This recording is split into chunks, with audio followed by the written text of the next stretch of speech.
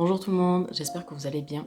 On se retrouve aujourd'hui encore une fois pour parler de littérature et le mélanger avec autre chose puisqu'aujourd'hui on va parler de cinéma. Pour aujourd'hui, l'idée c'était de choisir 3 réalisateurs que j'aime vraiment beaucoup et l'idée derrière ça c'était de vous proposer des livres qui correspondent vraiment à l'ambiance que ces 3 réalisateurs arrivent à mettre à l'écran. Donc on va parler de films que vous aurez déjà sûrement vus ou peut-être que ça vous donnera envie d'aller découvrir tout ça. Alors cette fois-ci on n'est pas du tout sur des adaptations de livres directement au cinéma, on est plutôt sur des livres dont l'ambiance m'a fait penser à certains réalisateurs. Donc j'ai fait des rapprochements assez subjectifs entre la patte d'un réalisateur et des ambiances qui sont contenues dans des œuvres littéraires, même si, comme vous allez le voir, je me base quand même sur des critères assez objectifs et sur des choses qu'on va développer petit à petit dans la vidéo. Du coup, on est parti et on va commencer avec le plus simple pour moi puisqu'il s'agit de Tarantino.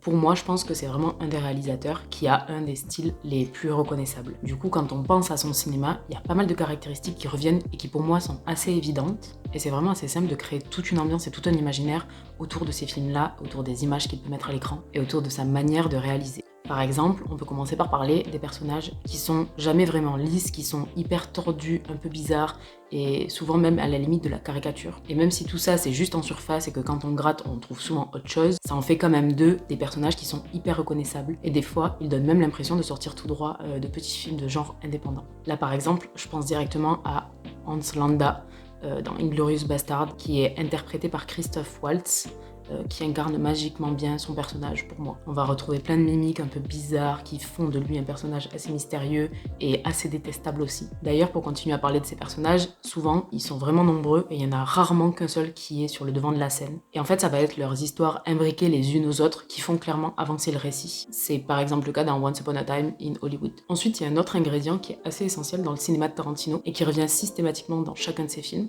ça va être la violence. Alors on parle pas vraiment d'une violence qui est gratuite, mais elle est clairement omniprésente à l'écran, dans chacun des films et dans de nombreuses scènes. D'ailleurs, elle n'est pas gratuite comme je l'ai dit, mais en fait elle n'est pas vraiment dramatique non plus, elle fait juste partie de l'histoire comme n'importe quelle autre donnée qui peut exister. En fait, elle fait simplement partie de l'histoire, partie de la mise en scène, et des fois elle en est même un petit peu drôle. Je pense par exemple à une scène mythique dans Pulp Fiction dans laquelle quelqu'un meurt carrément à cause d'un putain de dodane. Et au final, en fait, ça finit par dédramatiser clairement la mort elle-même et ça dédramatise complètement la scène. Au final, la violence, elle est vraiment là pour créer une sorte d'ambiance et la manière dont elle est mise en scène à l'écran, ça peut des fois suffire à nous faire comprendre qu'un film a été réalisé par Tarantino. Pour moi, c'est un peu ce qu'on retrouve à la fin de Django dans une explosion qui est beaucoup trop plaisante à voir. Django!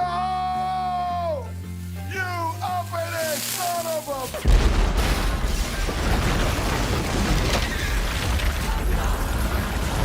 The guy who's the talk of the town with the restless guy.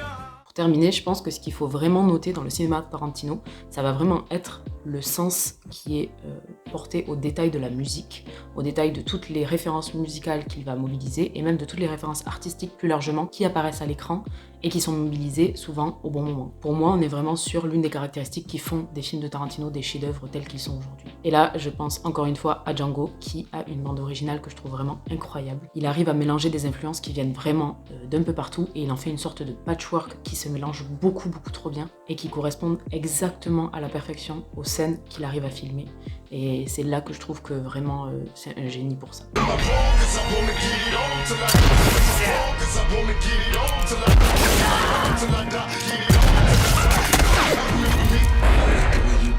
Il y a vraiment beaucoup d'autres choses qui pourraient caractériser le cinéma de Tarantino, mais ici on a une sorte de squelette sur lequel je me suis appuyée pour chercher les références que j'avais envie de mettre en lien avec ce cinéma-là, avec les images qu'il nous met à l'écran. Et c'est donc sur ça que je me suis basée pour vous parler des livres que je vais vous recommander incessamment sous peu. Et pour commencer à illustrer ce réalisateur que j'aime vraiment beaucoup, on va parler d'un livre qui s'appelle Le Livre sans nom et qui a été écrit par un inconnu. Ce livre, quand je l'ai lu, il m'a directement fait penser à l'œuvre de Tarantino, parce que pour moi, le style, c'est vraiment quelque chose qui colle à 100% avec un film qu'il aurait pu produire. Avec ce livre, on se place dans un récit policier fantastique dans le tréfonds d'une ville à la frontière mexicaine qui s'appelle Santa Modega. Et cette ville, elle va être réputée pour être une sorte de zone de non-droit. Et c'est dans cette ambiance un petit peu gangster, un petit peu western, qu'il va se passer des choses qui pour moi sont dignes de rentrer dans un film de Tarantino. Tout le pitch du livre, il est basé sur une tuerie de masse inexpliquée et inexplicable qu'il faut élucider. Et vraiment dans ce livre, il y a tout pour moi. On est dans une ambiance western,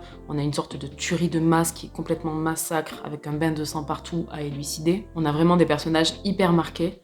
On va avoir des policiers qui sont hyper caricaturaux, du petit flic de campagne. On a aussi un serial killer qui devient complètement fou quand il boit un verre de bourbon. On a aussi la jeune fille miraculeusement rescapée du bain de sang. Pour moi, vraiment, tout est là pour nous transporter dans un univers un peu à la Tarantino, en mode western. J'en dirai pas plus pour éviter de spoiler, mais franchement, j'ai adoré le dénouement, j'ai adoré le plot twist. Je trouve que ce livre, il se laisse vraiment dévorer et qu'il nous transporte complètement dans une salle de cinéma. Je vais continuer avec une deuxième recommandation que j'ai lue il y a très peu de temps et qui s'appelle Valentina, écrit par Christophe Siebert. Pour le coup, rien à voir, on se place à Mervergorod, une ville fictive qui a un peu des airs de Russie, et on va y suivre une bande de 5 jeunes qui vont passer leur temps à se droguer et à boire sur une bande son de pop russe des années 80-90. Ils baignent complètement dans la misère d'un pays qui abandonne les jeunes à problème, les jeunes qui sont considérés à problème. Et vraiment, chacun des personnages de ce livre est hyper haut en couleur et hyper caricatural, hyper marqué. On va retrouver par exemple à la tête du groupe Clara, qui est un petit peu la maman du groupe et qui essaye de résoudre les problèmes à sa manière et qui n'est pas forcément la bonne manière. On va aussi retrouver par exemple le personnage de Kreditka, qui est une voleuse de voitures passionnée de musique indé. Mais on va aussi croiser le chemin d'un flic complètement corrompu qui adore coucher avec des mineurs et leur faire du chantage. En bref, on a un beau monde qui tourne très bien, mais leur quotidien va être un petit peu bouleversé lorsque Valentina, du coup, leur voisine qui est décrite comme le vieux travesti du coin, meurt dans des circonstances assez bizarres, et que la petite bande va se donner pour mission de découvrir ce qui s'est passé, et surtout de lui donner des obsèques à la hauteur de la personne qu'elle était.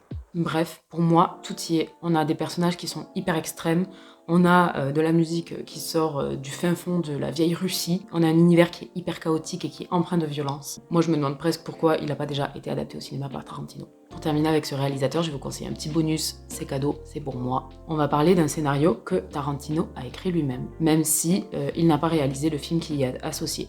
On va parler de Une nuit en enfer. Pour ceux qui n'ont pas vu le film, je vous conseille vraiment d'aller découvrir le livre d'abord. Moi, je trouve que le film, il a pas très bien vieilli. Par contre, le scénario, je me suis régalée à le lire. Pour faire un micro résumé sans spoil, on a 2 frères qui vont braquer la caravane d'une famille et qui vont les enlever avec au passage, et qui se retrouvent tous ensemble à aller devoir passer un moment dans un bar qui est ouvert du crépuscule à l'aube. Dans ce lieu, il s'y passe des choses hyper bizarres et c'est là que je m'arrête. Dans l'ambiance d'ailleurs, ça m'a vraiment fait penser au livre sans nom, puisqu'on se place aussi dans une sorte de western, dans un lieu qui est un petit peu une zone de non-droit.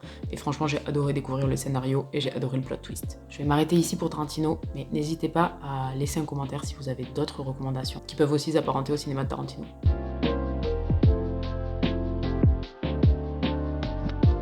On va passer à un deuxième réalisateur que j'adore vraiment, il s'agit de Jordan Peele. Et même s'il a beaucoup moins de films sur lesquels on peut s'appuyer, moi je trouve qu'il a un style qui est déjà hyper reconnaissable rien qu'après 3 longs métrages. Son premier film ça va être Get Out qui date de 2017, donc c'est quand même quelque chose qui est assez récent. Et moi je trouve qu'il a déjà annoncé la couleur avec celui-là et qu'en rien que 3 films, il a déjà réussi à se créer une vraie identité. Et une identité qui est en plus de ça vraiment hyper marquée et je trouve ça assez ouf. Pour commencer, ce qui caractérise vraiment très fort le cinéma de Jordan Peele, ça va être le casting. On est sur un casting en grande majorité afro-américain, et c'est pas seulement pour mettre des acteurs de la communauté noire afro-américaine en avant, c'est vraiment quelque chose qui fait complètement partie du récit, qui fait complètement partie du scénario, et qui a vraiment une importance qui va au-delà de la simple mise en avant d'acteurs qui peuvent être plus facilement invisibilisés. Ici, on pense évidemment à Get Out, qui nous crée une ambiance qui est complètement horrifique, pour mettre en avant le racisme ordinaire et ses conséquences, et dans lequel Daniel Kaluuya joue incroyablement bien son rôle. Parfois je trouve même que c'est presque interprété théâtralement.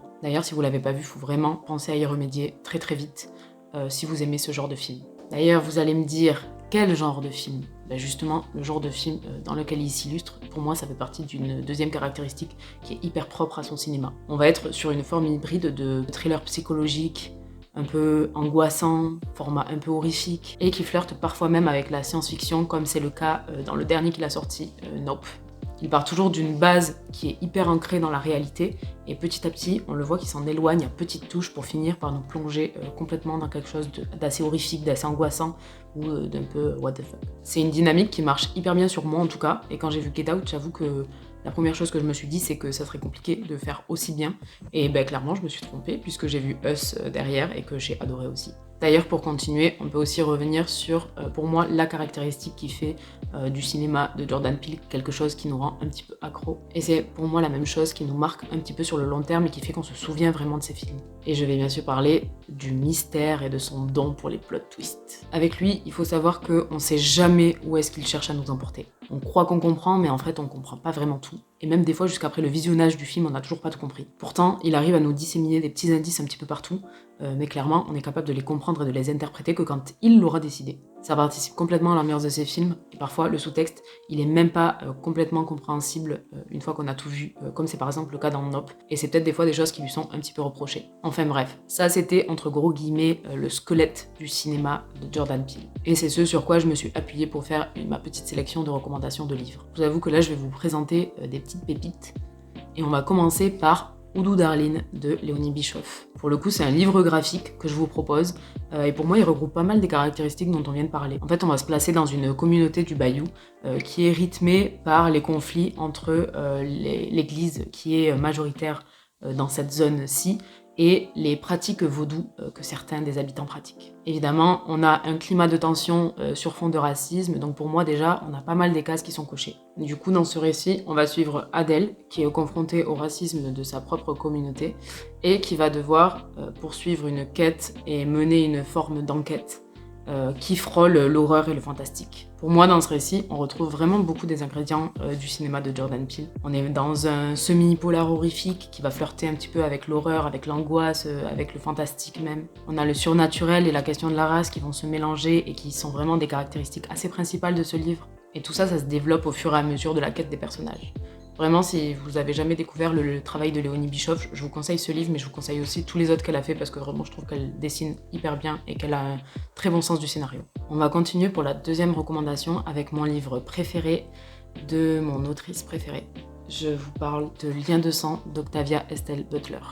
Pour moi, ce livre, et pas que pour moi d'ailleurs, c'est un chef-d'œuvre de la science-fiction afroféministe. On y retrouve Dana, qui est une jeune femme afro-américaine, qui se retrouve, malgré elle, propulsée de force à l'époque de l'esclavage, dans la plantation de ses ancêtres. Évidemment, elle va chercher à savoir qu'est-ce qu'elle fait ici, comment elle peut stopper ces voyages dans le temps qui sont hyper dangereux. Et outre l'histoire qui pour moi colle vraiment à un scénario qu'aurait pu pondre Jordan Peele, ce qui m'a poussé à le mettre dans cette sélection, c'est surtout le climat d'angoisse qui se met en place petit à petit et qui se développe au fur et à mesure du récit. Et pour moi, c'est vraiment en fait ce qui nous tient en haleine jusqu'à la dernière page parce qu'on veut vraiment savoir ce qui lui arrive et comment elle peut s'en sortir si elle s'en sort. En comprenant un petit peu mieux les enjeux auxquels elle est confrontée, on se met vraiment à sa place et au final, on angoisse autant qu'elle, quoi. Pour moi, c'est vraiment ce qui fait la force de ce récit et c'est ce qui le place dans cette liste de recommandations. D'ailleurs, ici aussi, je vais ajouter un petit bonus puisque je vous conseille un autre livre de la même autrice, donc de Octavia Butler, qui s'appelle L'Aube. Pour moi, il dépasse pas Lien de sang, c'est vraiment mon préféré. Mais pour ceux qui auraient aimé Nope, le film du coup de Jordan Peele, je vous conseille vraiment d'aller voir ça si vous voulez voir des thématiques qui sont assez similaires, puisqu'on se base sur un petit livre de SF qui flirte avec les extraterrestres. Et on en a terminé pour les recommandations de Jordan Peele.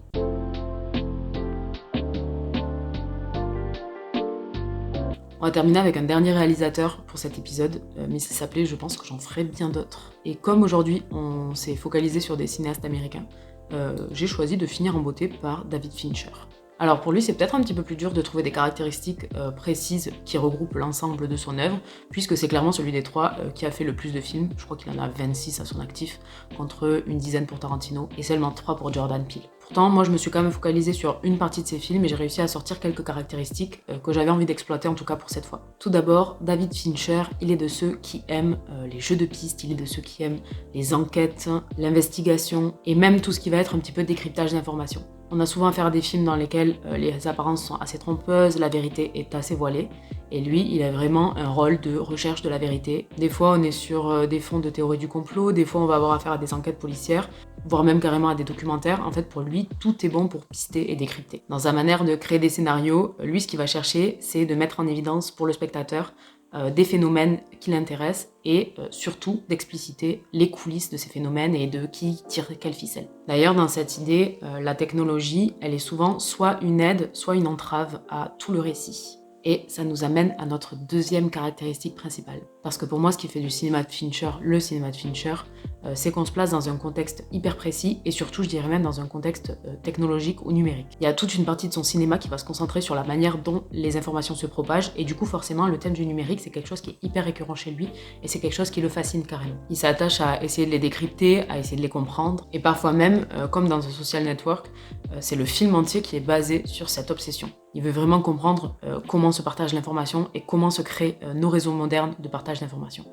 Et ce point-là, il va aussi être lié au suivant, dans la mesure où, puisqu'on en arrive à ce qui pour moi est le dernier trait assez caractéristique d'une partie du cinéma de Fincher, qui va être la perte de réalité et le brouillage des repères entre la vérité et le mensonge. On peut par exemple remarquer une évolution complète de la paranoïa dans The Game, où chaque interaction et chaque élément de communication est complètement parasité, et ça participe à plonger le personnage principal dans une logique où il n'arrive plus à faire la distinction entre le jeu et la réalité. Dans Fight Club, on a aussi un exemple d'une paranoïa qui est complètement exacerbée, puisque l'idée c'est même de perdre le spectateur dans les méandres d'un cerveau qui est complètement malade, qui est rongé par la paranoïa, et qui se retrouve même incapable de se faire confiance à lui-même et à ses propres interprétations. Voilà, ça c'est ce sur quoi je me suis basée pour trouver quelques ouvrages qui correspondent vraiment à cette partie du cinéma de Fincher que j'avais envie de mettre en avant. Je le répète, je sais que Fincher c'est pas que ça, mais moi c'est à travers ces éléments-là que j'avais envie d'entrevoir son cinéma, ses films et ses représentations.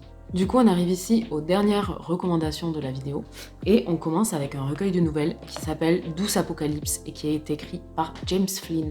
Rien que de l'auteur, la 4e de couverture nous dit qu'il a grandi dans la campagne anglaise, dans un univers parallèle de comics, science-fiction, d'ordinateurs et de romans russes, et je trouve que ça annonce déjà pas mal la couleur. Je trouvais que ça collait vraiment bien avec David Fincher et je vais pas pouvoir vous faire le résumé de chaque nouvelle, mais dites-vous que si vous vous lancez dans ce livre, vous allez croiser la route d'un jeune cadre dynamique qui est confronté à un test de personnalité automatisé. Vous allez voir des micro-robots qui sont chargés de modifier génétiquement les victimes de viol pour qu'elles redeviennent des vierges, ou encore vous allez trouver des clones obsédés par leur style vestimentaire. Toutes ces nouvelles, elles se placent dans un monde où la technologie, elle est ultra développée, et elle est même développée au point de nous faire perdre complètement des repères de réalité, et même un sens logique à toutes ces installations numériques. Donc vous allez voir, l'information est complètement déformée, c'est assez cauchemardesque, et pour moi, ça colle vraiment bien. Donc voilà pour Douce Apocalypse. Pour continuer, j'ai aussi eu envie de vous proposer un livre de non-fiction, et pour ça j'ai choisi Hacker, qui est écrit par Amael Guiton.